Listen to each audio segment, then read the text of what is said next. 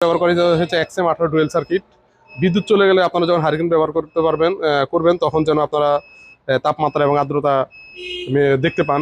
এই কারণে আমরা এটা দিয়েছি। এটা ওভারহিট কন্ট্রোল করবে এবং একটা ভিতরের পরিবেশ পর্যবেক্ষণ করার জন্য ভিতরে দেওয়া হয়েছে গ্লাস।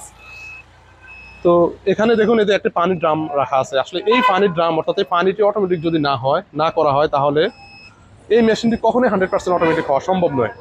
কারণ সামনে শীতকাল আসতেছে, আপনাকে প্রতিনিয়ত পানি দিতে হবে। আর এই পানি যদি আপনাকে পানিটা এবার রিজার্ভ ট্যাঙ্কিতে না রাখা হয়, অর্থাৎ পানিটা মেশিনের উপরে বেশি করে না দেওয়া যায়, তাহলে আপনাকে প্রতিদিন 3 বার 4 বার 5 বার পানি দিতে হবে। আপনাকে অনেক হয়রানি হতে হবে।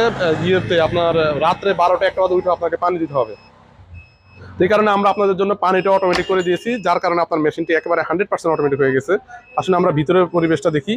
দেখুন এটি হচ্ছে এই যে এখানে আর্দ্রতা অটোমেটিক হচ্ছে।